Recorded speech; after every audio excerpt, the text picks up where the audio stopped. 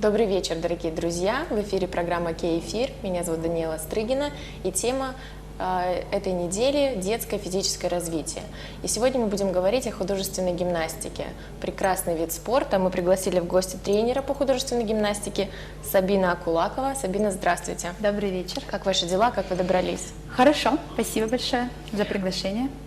Очень приятно видеть вас в студии. Мы говорим о детском развитии, и вы, как никто другой, знаете, как и что нужно делать, поскольку вы практикующий тренер. И первый мой вопрос будет связан непосредственно с вашей деятельностью. Как давно вы этим занимаетесь, какой у вас опыт и как вам в этой профессии?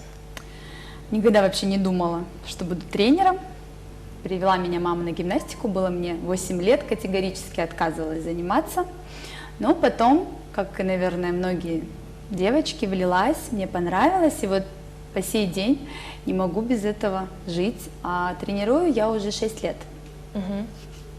Прям вот серьезно занимаюсь тренерством 6 лет. А с какого возраста ребенка можно отдавать на художественную гимнастику? Сейчас художественная гимнастика вообще помолодела, так скажем. У нас есть детки, которым 2,5 годика, которые еще толком не говорят, но уже пытаются танцевать. Вот. Я вообще рекомендую приводить детей в 4 года, потому что в 4 года физическое развитие уже как-то идет в унисон с умственным. Поэтому плодотворнее всего в 4 года ребенку начинает заниматься гимнастикой. Не раньше? Не раньше. До этого это просто игры. Поэтому... Увидели по телевизору, захотели, посмотрели, да, но ребенок не сам не понимает, что это, нам приходится быть нянечками, так скажем, до 4 лет, а в 4 года уже идет серьезное, полноценное физическое, эмоциональное развитие, поэтому 4 года самый такой оптимальный вариант. Здорово. Вот если, допустим, родитель решил отдать своего ребенка на художественную гимнастику, как нужно подготовить его, что сказать, как вообще приходит понимание родителей, что девочку нужно отдать именно на художественную гимнастику, а не на танцы? С какими, грубо говоря, сложностями приходится сталкиваться? В первую очередь родитель должен подготовить себя к тому, что его ребенок будет заниматься именно гимнастикой, потому что, как и любой вид спорта, гимнастика – это адский труд. Это труд нескольких людей. Это тренер, ребенок и, конечно, сами родители. В первую очередь это питание, это диета, это, как сказать, девочка, которая занимается гимнастикой, она должна себя уметь ограничивать во многих вещах. Это в общении со сверстниками, потому что тренировки длятся 4 часа, 5 часов. Но это уже потом, когда уже серьезно начинают в гимнастику выдаваться. А изначально, если говорить о таких простых вещах, это форма красивая для девочки, купальник, и вперед скакалочка, и вперед на гимнастику. Но, насколько я знаю, вообще художественная гимнастика достаточно и вправду нелегкий вид спорта, потому что я сама когда-то ей занималась. И я помню, когда тренер заставлял просто тянуться, и сами мы друг другу делали растяжки и работа с предметами, но это достаточно нелегко. Вы, кстати, сказали насчет питания. Допустим, насколько я помню, про питание никто никогда ничего не говорил. А на данный момент какое именно должно быть питание у юных гимнасток? Вот сейчас от вашего вопроса немножко я вот вообще хочу рассказать, что по лично моим наблюдениям гимнастика – это такой вот этапный вид спорта. 4 этапа, вот как я думаю, есть. Это когда ребенок приходит, изначально его мама приводит или папа на тренировку, это вот эйфория, ей нравится, она занимается, все хорошо, мы прыгаем, бегаем, потом какие-то соревнования, и наступает второй этап, когда ребенок отказывается ходить на гимнастику. Это всегда есть, и это точно, 100%. Когда начинается растяжка, когда начинаются какие-то вот прям сложные тренировки, усложняются, ребенок отказывается ходить. Тут идет работа родителя. Он должен обязательно заставить, поддержать, потому что в этот период ребенок еще не понимает, что ему это надо, что это хорошо, что так и должно быть, да. Вот. Потом, когда это все уже, ребенок к этому привыкает, к боли, к тому, что это вот тяжело, начинается переходный возраст. Это может быть какая-то звездная болезнь, это может быть лень, это может быть прогулы. Тут уже тренер должен взять Инициативу в свои руки да, направлять. и совместно с мамой, да, заставить ребенка, опять-таки заставить. А потом уже осознанно приходит такое понимание у гимнастки, что это ей надо, что это хорошо, что... И вот тогда уже начинается такая взрослая работа. А насчет питания, ну, сейчас вот такая тенденция, я думаю, это зависит от экологии вообще, в принципе. Ну, да. В детских садиках питание, конечно, оставляет желать лучшего, потому что детки к нам приходят, так скажем, полненькие, полноватые, чуть-чуть. Да, даже не чуть-чуть. Очень редко, когда ребенок вот такой, да, даже если генетически вот смотришь на его родителей и родители относительно форме, то ребенок все равно вот он полненький, да, ему тяжело. И, конечно, мы родителям говорим, что надо воздержаться от мучного, от питания на ночь, потому что эти все вредные всякие кока-колы, барни, ну, да, они кириешки, это... Да, но и одновременно с этим, даже если какая бы диета ни была у ребенка, как бы мама не следила за этим, если ребенок не выкладывается физически на тренировках, никакого прям такого прям вот похудения не будет. Это должно быть все в совокупности идти. Очень интересная тема питания и все, что связано с художественной гимнастикой. У нас как раз есть сюжет на эту тему. Давайте посмотрим. Приятного просмотра.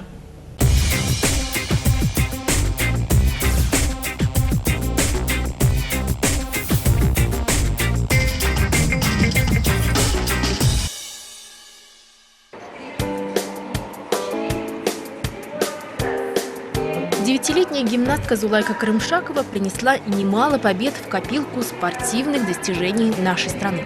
Дважды чемпионка международных соревнований киличек в Кыргызстане, 3-е место на турнире в Астане, а недавно она выиграла 1-е место на чемпионате в Бишкеке. По словам Зулайки, художественная гимнастика – это не только красота и грация. Для нее это путь к карьере успешной спортсменки. Больше всего ее привлекают соревнования, победы, награды. Я хочу стать олимпийской чемпионкой. Гимнастика – это не только пластичные выступления под музыку. За всей этой красотой стоят регулярные тренировки и упорный труд. Мне кажется, вообще каждому ребенку нужен свой подход. Дети разные, родители разные. Конечно, приходится где-то подстраиваться, кого-то поругать, кого-то наоборот приласкать, обнять. Поэтому это очень тяжело, это такой труд. В художественную гимнастику дети приходят рано, обычно в 2-3 года, когда мышцы и связки еще пластичны и легче поддаются растяжке. Для физического и эстетического развития девочек этот вид спорта – самое то. Недаром большинство родителей именно ему отдают предпочтение. Самое первое, что для меня важно, перестала болеть. Стала, что-то как девочка, я все равно же смотрю, грациозная фигура у нее, утонченная стала такая. Сами понимаете, художественная гимнастика – это все-таки красивый вид спорта. Не только спорт, но и красивый. Детская художественная гимнастика – один из самых разносторонних и гармоничных видов спорта. И даже если спортсменки не пойдут по пути соревнований и славы, эти умения и навыки останутся на всю жизнь. А это, согласитесь, тоже немало.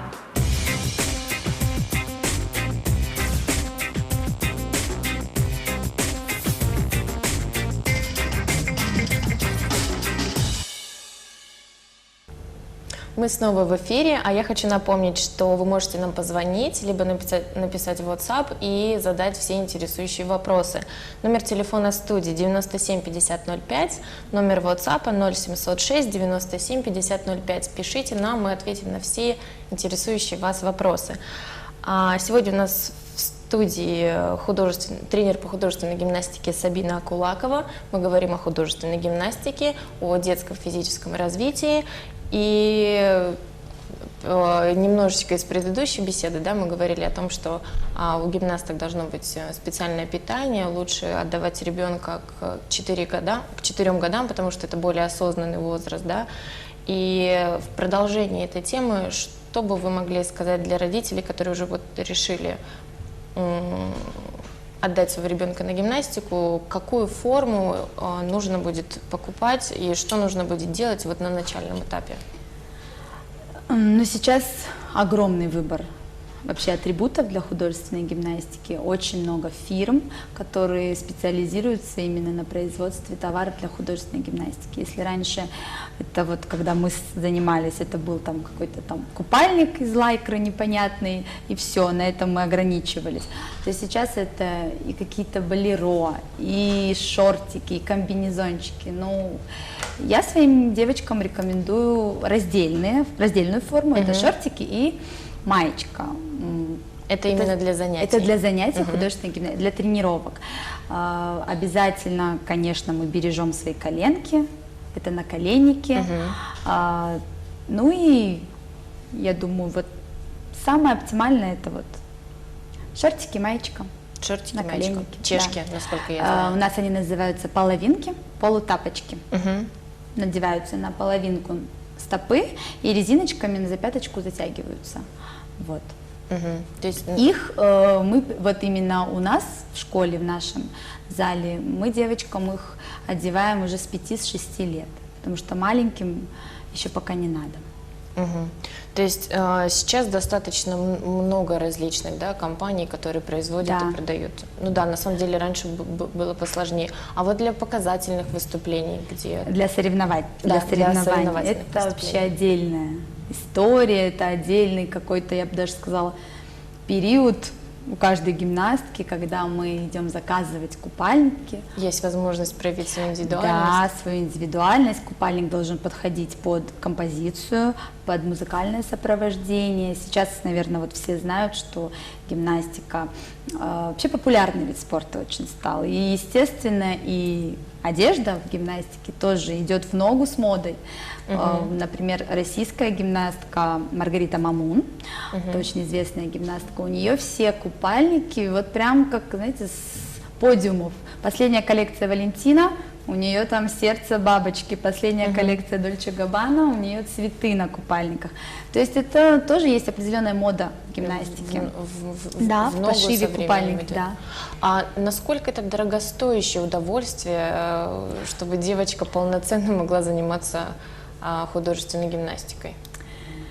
Конечно, я не могу сказать, что прям вот нужно все самое-самое-самое. Нет, не обязательно. Можно сшить купальник и за $1000, можно сшить купальник и за $100. То есть это уже зависит от возможностей родителей, от возможностей тренера.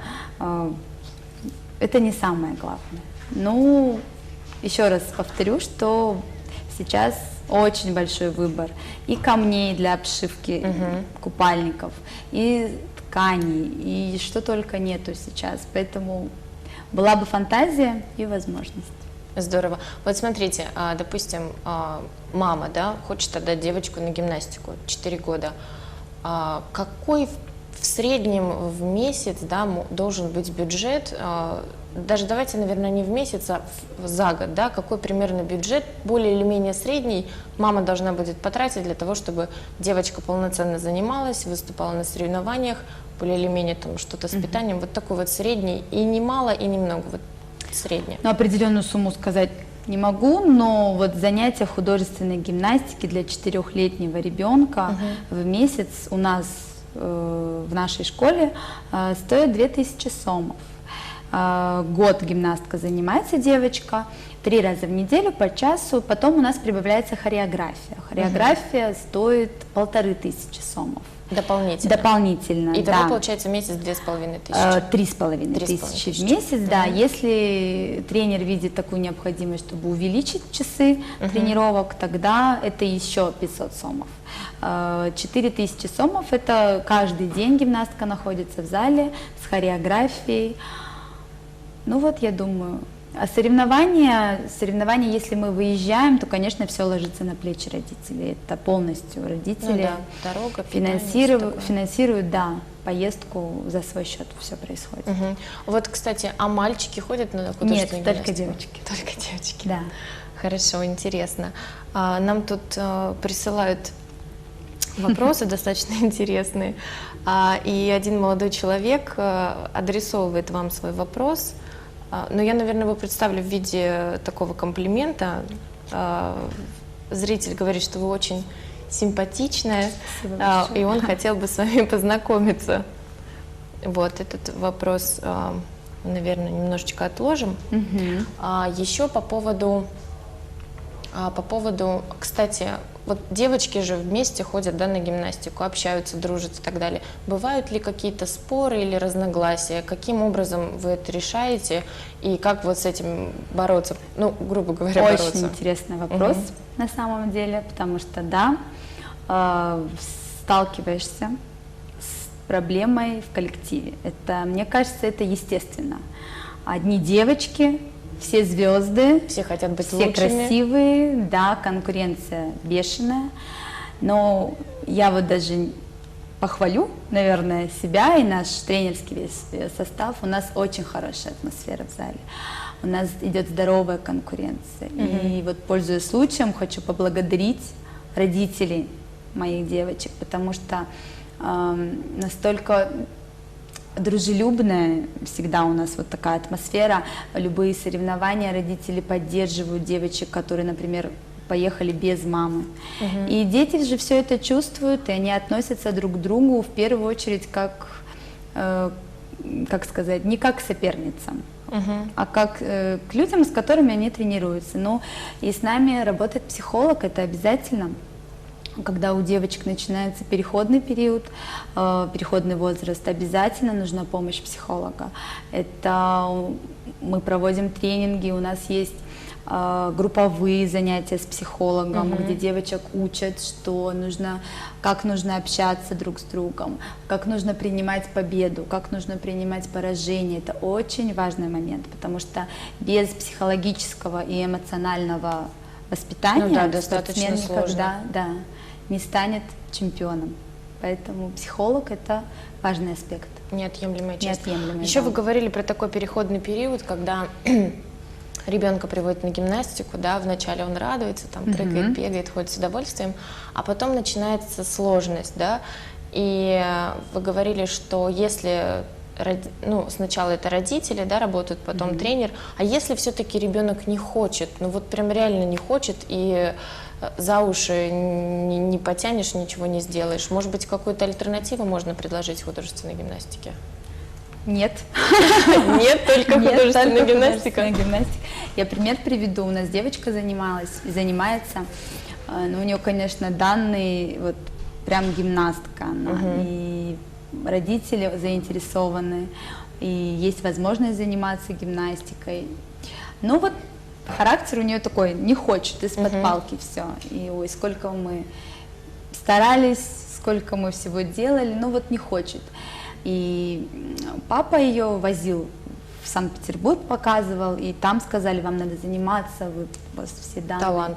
Талант. И так получается, вот по воле случая у нее травма спины, и врачи ей запрещают тренироваться. И теперь она, наверное, хочет. Да, полгода ей, да, запретили, и все. Интересно. И вот сейчас это абсолютно другой ребенок. Она вернулась в спорт, она возобновила тренировки, и у нее столько желания. То есть она поняла, что без гимнастики ей намного хуже, чем в ней. Но альтернатива, я думаю, танцы. Танцы. Я вот, например, очень люблю бальные спортивные танцы. Мне кажется, вообще самый такой тоже для девочек хороший вариант. Ну да, и развивает и эстетику, и телодвижение. У нас есть вопрос от гостя. Моей дочери 5 лет, не поздно ли начинать заниматься? Заниматься вообще никогда не поздно, начинать с гимнастикой, потому что есть же разные, как сказать, цели у родителей. Не все же приходят и говорят, мы хотим быть чемпионкой. Ну да. Гимнастика – это, вот как мы в сюжете сейчас с вами видели, родитель девочки рассказывала, что это грация, это здоровье, это женственность, Пластика, поэтому, красиво ну, очень. а 5 лет это как раз такой самый, как сказать, ходовой возраст. Ходовой возраст. Да. То есть 5 лет нормально. Да, это само то. Здорово. Относительно еще гимнастики, вот какие сложности могут возникнуть, связанные с травмами, опять-таки, да, к чему нужно готовиться, потому что, ну, это все-таки травматично достаточно ходить на гимнастику.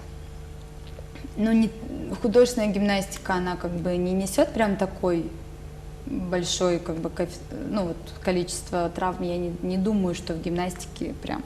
Ну, нужно быть готовым к тому, что, да, как и в Будут любом травмы. виде спорта, есть риск заработать травму. А вот, кстати, бывали ли в вашей практике случаи, когда травма настолько тяжелая, что уже ничего нельзя сделать с этим потом?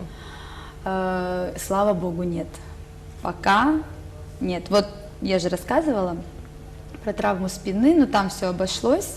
Обошлось при помощи нашего хореографа, который закачивал девочке спину. Она ходила каждый день на индивидуальные занятия с хореографом, на определенные упражнения. И, ну, вообще, конечно, есть такое, когда все категорически нет, но это, мне кажется, вообще очень неприятно, когда ты отдаешь себя гимнастике, когда ты уже ничего не видишь, кроме гимнастики, а потом бац, и травма, и запрещают тебе тренироваться, но это очень тяжело. Очень тяжело. Кстати, по поводу травм, и вообще, к нам в скором времени прибудут две красавицы, гимнастки, молодые начинающие деятели. Мы с ними обязательно поговорим. А сейчас я хочу прерваться на короткий перерыв и напомнить, что компания «Шаро» и Родникова вода «Легенда» являются партнерами нашего канала. Еще напоминаю номер нашей студии. Вы можете звонить 97 50 05 и номер WhatsApp 0706 97 50 05. Звоните, пишите, задавайте ваши вопросы, мы будем на них обязательно отвечать.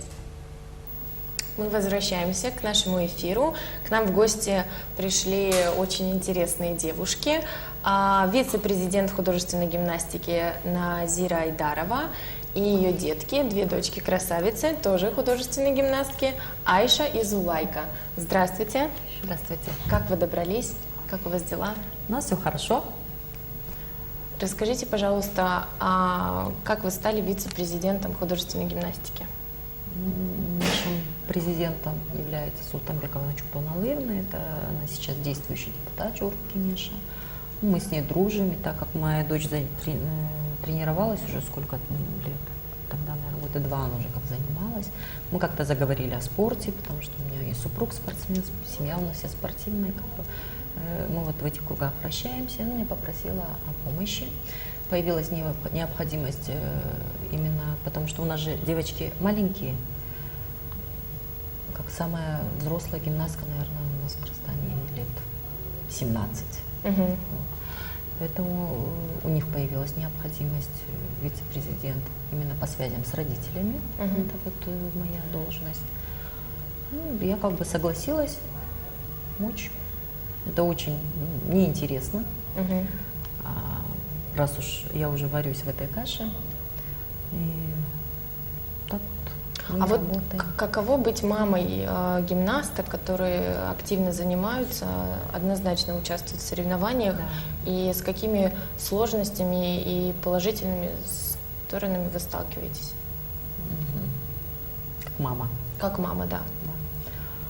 Ну, это очень сложный вид спорта в силу того, что дети маленькие, они уже участвуют на соревнованиях по-взрослому. И, как бы, вот, в 12 лет, ей сейчас, можно сказать, это такой предпенсионный возраст, да? Ну, в гимнастике, да. Гимнастики, да. И очень много времени отнимает. Практически, можно сказать, перед соревнованиями я все время посвящаю только этому своему ребенку. Моя дочка, вы назвали тоже их двоих дочками, но я тоже ее считаю Зулайку, они вместе тренируются. Вот. Ездишь, когда по соревнованиям, тоже очень много времени, мне приходится дома с семьей, все бросаю, и вот мы уезжаем в какие-то в дальние страны, в ближние зарубежья. Ребенок устает, постоянно нужно следить как бы за его состоянием. Это опять же, как до этого говорила Сабина Коленовна, наш тренер, опять же, это диета. Опять же, когда идут сильные нагрузки, нужно поддерживать тот же, как сказать, минеральный, витаминный баланс в организме. Ну да, потому что Да, витаминов и всегда не следить, хватает. да, следить за этим, регулярно сдаем анализы. Очень сложно это совмещать со школой.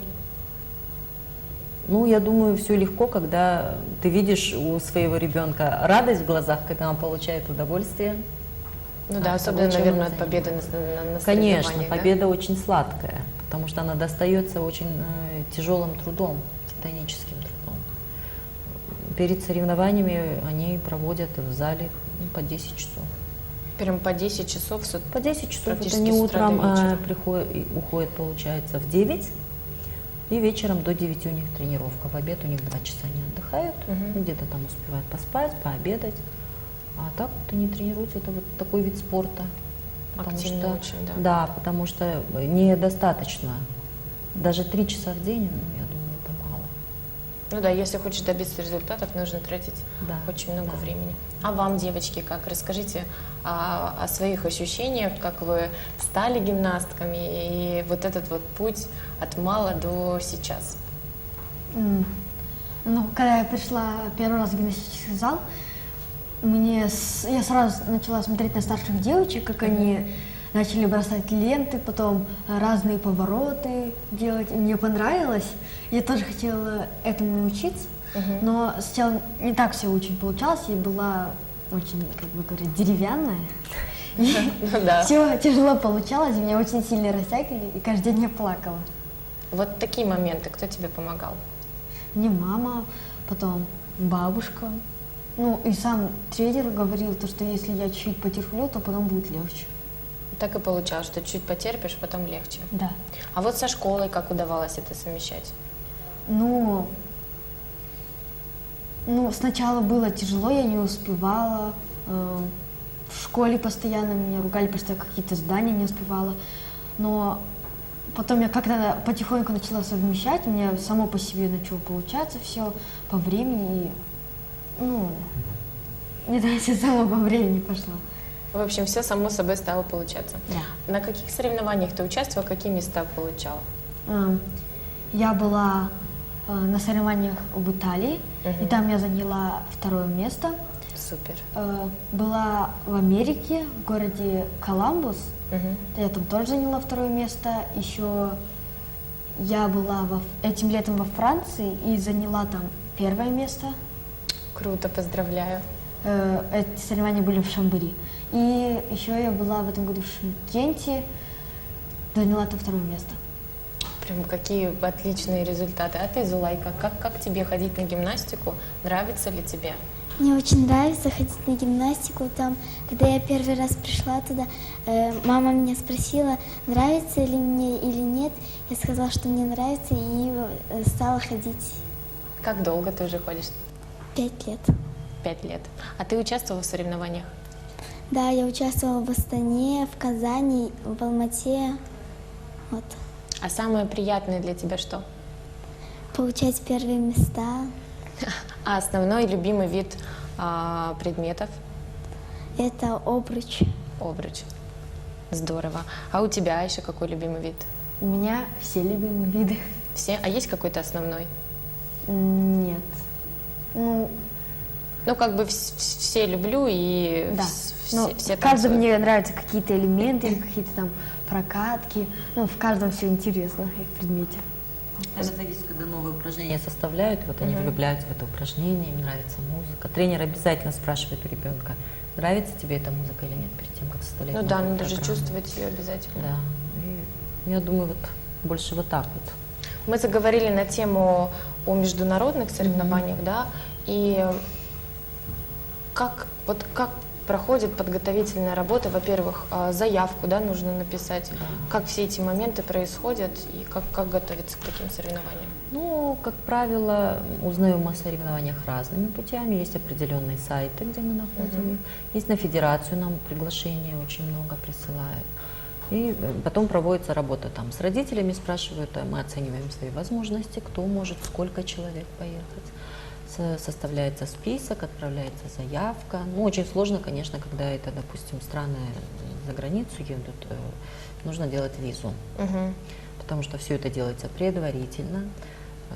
Предварительно там за гостиницу что-то нужно оплатить, да. Все расходы лежат на родителях. Да, девочки у нас пока не в таком возрасте, есть у нас взрослые уже только, когда девочки, это вот в этом году у нас ездили девочки, чемпионат мира, чемпионат Азии, это уже оплачивало наше госагентство по физической культуре и спорту. Нужно как бы достигнуть этих высот, чтобы тебе оплачивала чтобы федерация. потом тебе оплачивали, да. Ну, оплачивают у нас, как правило, в спорт же много так денег не выделяют, гимнастику тем более. Ну, все-таки что-то, какие-то такие важные старты нам оплачивают. А вот вопрос бюджета. Примерно в какую сумму может вылезти поездка в Европу, например? Вот так вот, если по минимуму. Вот такой вопрос. И относительно призов, которые девочки получают, они в каком эквиваленте? Там, денежные средства в виде подарка или что-то еще? Какие призы? Ну, как правило, это в виде подарка. Ну, у нас дети, конечно, смотрят они какие подарки. Ну, больше, наверное, подарки хорошие у нас дают, это вот наши страны СНГ. В Казахстан мы часто ездим на турнирах. И Москва, это Россия. За границей нет. Что вот в этом году во Франции вам дали? Там магнитики, помаду, пилочку. Ну, там они такой особо мини-наборчик нет, женский. да. Ну, туда ездишь, получаешь удовольствие, конечно, там организация, у них залы такие, все-таки там же, это же богатые Вообще страны. сама поездка тоже. Сама поездка. Мы стараемся совмещать, выбираем вот страны, где детям было бы интересно. И, как правило, соревнования, допустим, если они идут 3 дня, после мы еще где-то, вот, может быть, 5 дней, неделю, мы вводим их на разные экскурсии. Вот во Франции мы посетили Диснейленд. Посмотреть Да, классно. потому музей что они Лувра. параллельно, дети еще развиваются. У нас же цель не только стать чемпионом, а вырастить из них интеллектуальных, развитых, хороших детей. Да. Вот, кстати, Диснейленд. Как вам Диснейленд? Потому что, когда я зашла в Диснейленд, я расплакалась. Там настолько красиво было. Как вам Диснейленд? Мне очень понравилось. И там, только там были очень большие очереди, было очень жарко. Ну да, это вот беда. Приезжаешь в Диснейленд, а там такие Да. очереди. Вопрос, что бы вы посоветовали мамам, которые собираются отдать своих девочек на гимнастику, к чему им нужно готовиться и как они могут на начальном этапе вообще поддерживать своего ребенка? Ну, я думаю, в первую очередь им нужно приготовиться к терпению, потому что это не такой вид спорта, где, допустим, я не знаю, борьба, да? Они пойдут, дети. Если ты сам хочешь тренироваться, ты тренируешься. Можешь в полсилы, можешь сильно. А здесь, ну, как бы применяются, может быть, чуть-чуть насилие в плане вот именно растяжка, потому что без растяжки в гимнастике делать нечего. Это очень Да? сложно. И этот период обязательно нужно пройти, и родители должны это перетерпеть. Как бы вот, наверное, в этом году только она стала понимать, что нужно терпеть. До этого тоже они рыдали. Есть дети, которые кусаются, да? Щипаются. Да, щипаются. Ну, да. конечно, больно. Но, тем не менее, они вот так плачут, и завтра они возвращаются в гимнастику. Вот, потом, к чему еще? Они должны быть готовы, что их девочка станет красивой. Когда эти девочки-гимнастки, они выходят куда-то в свет, всегда обращают внимание, к нам подходят, обязательно спрашивают, а где вы занимаетесь? Как правило, они берут там телефон тренера, потому что любая мама, наверное, хочет видеть девочку красивой, статной. Ну, конечно. Да, и кроме внешнего вида, конечно, это абсолютно другие дети, спортсмены, особенно гимнастки, потому что они настолько дисциплинированы, они настолько ценят свое время, каждую минуту, они настолько всегда выглядят опрятно, они привыкшие, что у них волосы должны быть собраны. Все собрано. Всё Они, собрано, они в лопатки целом гимнастки собраны. выглядят очень собрано. Как будто бы их вот так вот взяли, и Да, они стоят они тянутся вверх. Да, Вот и вы ей тянутся вопрос вверх и задали, несут как себя. вы, как ты успеваешь с учебой. Ну, настолько у нее это до автоматизма доведено, что они должны все успевать, терпеть. Ну вот родителям терпение Мгм. Ну, в общем, вы бы посоветовали отдать девочку на гимнастику? Ну, конечно, мы очень счастливы, мы очень гордимся своей дочерью.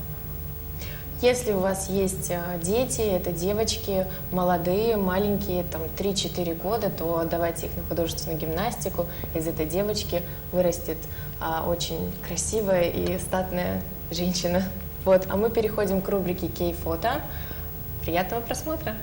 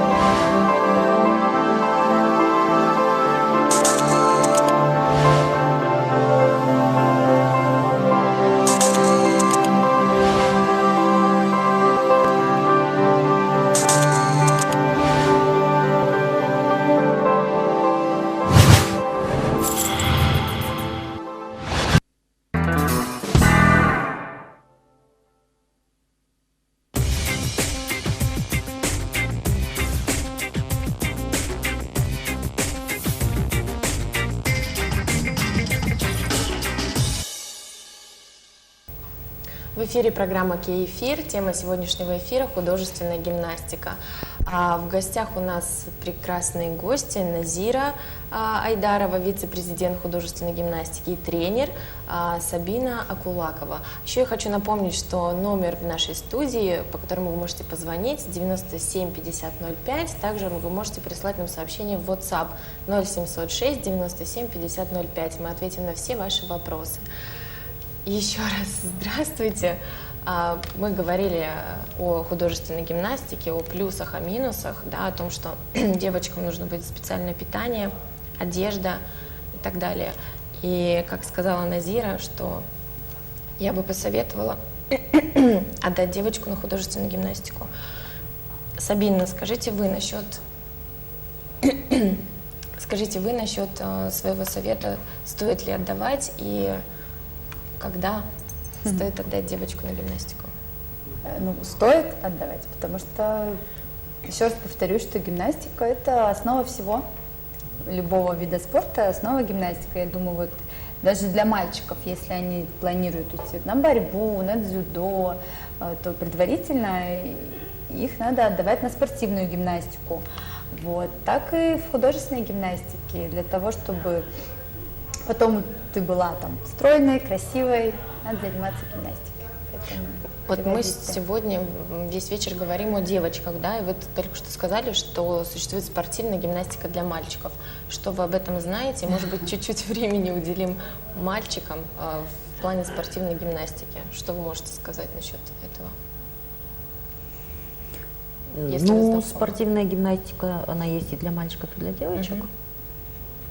Как бы, ну вот у меня старшие дети, мы ходили туда, она как бы идет вначале как оздоровительная, она тоже очень хорошо для позвоночника, развивает все органы, как бы динамично, гармонично. Я вообще рекомендую вот начинать, как Сабина Галиевна сказала, перед тем, как отдать другой вид спорта, пока они еще малыши, чтобы они вот ходили на спортивную гимнастику. А, конечно, во взрослом спортивная гимнастика, она считается одним из травматичных видов спорта, потому что там же у них вот эти прыжки на бревне, на брусьях, с большой высоты, он считается одним из травматичных, но это тоже очень красивый вид спорта. Но сейчас как бы есть еще одно такое направление, я не знаю, как оно называется, эстетическая гимнастика. Эстетическая гимнастика, Это где что за мальчики. направление? Эта гимнастика, она между, как художественная гимнастика, наверное, и акробатика, где занимаются мальчики. Ну, как бы не все это принимают, У нас это не нашло своего такого развития. У них тоже проходят отдельно свои турниры, свои чемпионаты. Мы видели таких мальчиков выступления, когда были на турнире в Америке, они делали показательные выступления. Там тоже у них вот формы такие, эти не купальники, а, наверное, как трико, да, но стразами выкладывается. Да? Да. Интересно. Она, конечно, не в полном объеме, не так, как наша художественная гимнастика, но больше вот с акробатическими элементами, но тоже нужна там большая растяжка, очень многие элементы похожи. А предметов там нет? С предметами Есть, тоже, да? Да, с предметами, там отличается от женской художественной гимнастики, там у них идет скакалка, 2 кольца называется, это вот как обруч, только они в объеме меньше, их 2. Вот. И Очень есть интересно. групповая эстетическая гимнастика, где Да. 5 мальчиков, да, они делают такие вещи, которые, вот, например, очень интересно, очень красиво, зрелищно, ну вот да. У нас она не нашло. Ну, у нас вот поклонников. чемпион мира мы как-то познакомились, ездили на сборы, девочки тренировались после соревнований. Как правило, мы летом выбираем такие места, где вот проводятся сборы, приезжают именитые спортсмены. И вот он чемпион мира, Александр Быклов, да? Да. Он там проводил, наших девочек тренировал, он им давал работу с предметом. Очень интересный человек, очень интересные такие вещи делает он с предметами. Ну, вот он преподает художественной гимнастике, нашел себя там. Здорово, то есть он тренер по художественной гимнастике? Он больше, наверное, не тренер, а вот работу с предметом дает, потому что Специфику. да, предмета. специфику, потому что там это вот очень у них, я не знаю, на грани, наверное, не как в художественной гимнастике, наверное, и как Фантастика цирковые вообще, движения, да. Ну, это Здорово. вот. А он, нужно. получается, откуда? Из России? Он из России, да. Где он живет? В Москве? В Москве, да, Да, живет? с Москвы. Да. Интересно.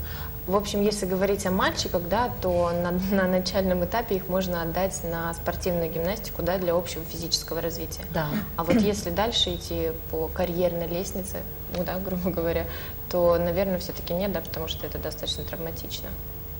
Ну да, кто-то выбирает, кто-то считает, что она свое. приостанавливает рост, вот кто что выбирает. Ну вот когда дети идут в школу, 1 класс, я обязательно рекомендую плавание, Плавание. потому что они очень долго сидят, это для них все равно стресс для организма, это, чтобы не было сколиоза. Плавание, кстати, да, отличный Плавание вид спорта. обязательно нужно. Мгм. А вот ваши девочки занимались когда-нибудь плаванием? Или вот прям вот сразу Занимались, мой гимнастику? ребенок тоже прошел в 1 классе через плавание. А так, ну мы в гимнастику сразу пришли, пробовали. Потом нам понравилось, и мы остались. Насколько я знаю, гимнастика один из самых в этом плане легких способов, где можно достаточно быстро, да, имея талант и упорство, получить там мастера спорта, либо КМС. Вот какое среднее примерно время нужно для того, чтобы постараться, потренироваться и стать мастером спорта? Ну, изначально, как во всех видах спорта, это идет по разрядам. Сначала девочки выполняют первый взрослый разряд, это нужно участвовать на чемпионатах города, на первенствах школы, на внутренних каких-то соревнованиях. Потом уже идет кандидат в мастера спорта. У нас в стране, именно у нас в Кыргызстане, кандидат в мастера спорта нужно защищать каждые 2 года. До того, как ты получаешь мастера спорта, вот, нужно подтверждать кандидата в мастера спорта. И потом уже при наборе определенного количества баллов тебе выдают вот эту вот заветную корочку мастера спорта Кыргызской Республики. Ну, это очень тяжело, как в любом виде спорта, добиться того, чтобы ты стал мастером спорта. Это очень долго, сложно, но я думаю, это стоит того. Главное дойти до финала. Да. Многие девочки не доходят. Главное, и да, бросают, дойти, да. некоторые не выдерживают. У меня есть еще несколько вопросов к вам, а сейчас мы зададим вопросы нашим телезрителям. Мы переходим к рубрике «Кей-опрос».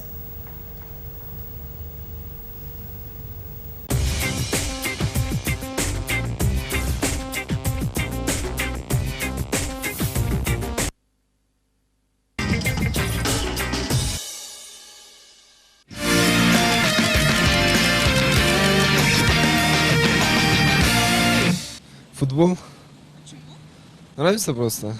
Занимался боксом вначале. В школе, когда учился, а сейчас в университете и времени пока нету. Я не занимаюсь, а интересуюсь баскетболом. А почему вы не занимаетесь? Не знаю, может, времени не хватает, просто учеба, все такое. Я никаким спортом не занимаюсь, просто времени нету.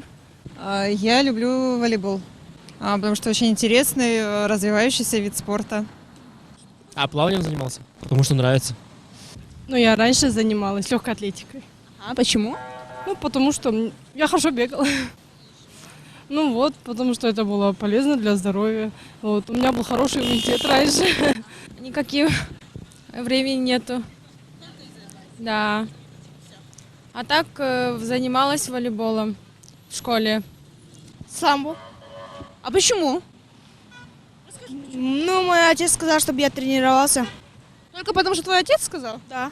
Ну, я тоже сам хочу, чтобы я там... Ну, отец и я хотим, чтобы мы постояли... Ну, то, что я постоял за себя, короче.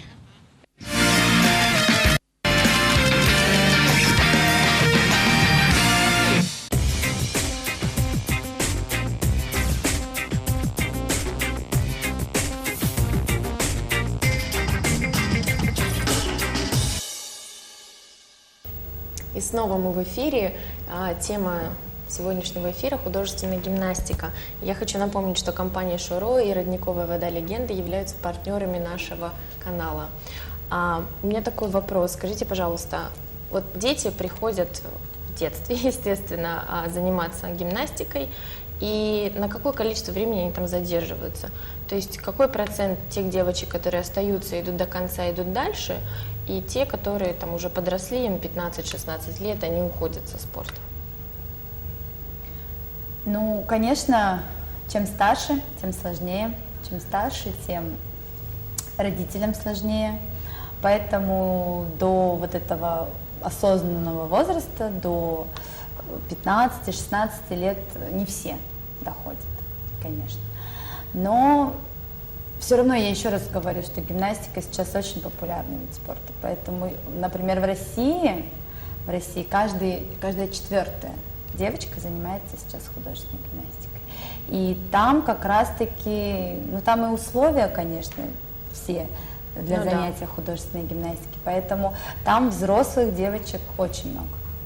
Если у нас это только-только начинает не то что зарождаться, а вот прям серьезность, обороты приобретает, то в России, конечно, огромное количество девочек отдают предпочтение гимнастике. Ну и у нас сейчас, да, вот прошли вот буквально вчера соревнования у нас, чемпионат города Бишкек, вот, на котором я вот хочу такую отметить, то, что вот в этот раз прям именно взрослых гимнасток было достаточно много. И это радует, конечно, что есть интерес нашей молодежи. А вот самый поздний, наверное, возраст, когда можно прийти в художественную гимнастику? У нас есть девочки, которые приходят в 3 года и уходят в 8, а есть, которые приходят в 10 лет и становятся чемпионкой. То есть это в принципе, все зависит от... Ну, вот олимпийская чемпионка Евгения Аканаева пришла в гимнастику очень поздно, в 9 лет. Но это самая титулованная гимнастка. Ее упорство, труд, да, любовь к этому виду спорта, к этому привела. Я думаю, тоже так же, как Светлана Калинина. С другой стороны, может быть, да, чем позже, тем осознаннее, и там, в 4 года ты особо не понимаешь. Ну, что лучше тебе рано, хочется. конечно. Здесь такая тонкая грань. Здесь Физически, не с должен точки зрения. тренер где-то вот эту грань найти, не поломать, да, не Да. проявить, чтобы у него не было отвращения к этому. Это родители. Потом, это вот, если ребенок в течение этого времени он получает какой-то результат, ну, какую-то там медаль, пусть это будет маленькие соревнования, то у нее появляется стимул. А так в процентном соотношении, например, очень сложно посчитать, да, сколько детей. Мы считали по городу, у нас в Бишкеке сейчас примерно по залам подводили данные, занимается, ну, чуть больше 1000 девочек. Чуть больше 1000. Да. на весь Это вот Бишкек. благодаря федерации нашей, потому что до того, как вот нам начали, вот как федерация вступила вот в такую работу. У нас вообще о гимнастике никто не знал. То есть, да, были там какие-то выезды, сейчас только у нас в зале около 300 человек занимается гимнастикой, потому что вот наши вице-президенты делают все возможное для того, чтобы гимнастика в нашей стране приобрела статус вот этой вот принцессы спорта. Здорово. Очень приятно, что в Бишкеке художественная гимнастика развивается, потому что это очень красивый вид спорта. Я желаю вам дальнейших успехов, чтобы федерация росла, и чтобы наши спортсменки завоевывали и первые места, и вторые, да, на международных соревнованиях, но чтобы вы максимально стремились к топу. На сегодня это все. Да, дорогие друзья, хочу с вами попрощаться. Сегодня тема была художественная гимнастика, детское развитие. Если вы хотите узнать контакты тренера и в то место, куда можно записаться, вы можете зайти к нам в Инстаграм, мы обязательно напишем эту информацию. Вот. И подводя итог, хочу сказать, что на следующей неделе будет тема, точнее завтра будет тема, музыкальный эфир, в студии будет певица Ширин Сарыгулова. Вот. А в среду у нас в гостях будет Федерация самбо, и мы поговорим о единоборствах. Меня зовут Даниэла Стрыгина. Спасибо, что были с нами. Заходите к нам в Инстаграм, и всего доброго, до скорых встреч.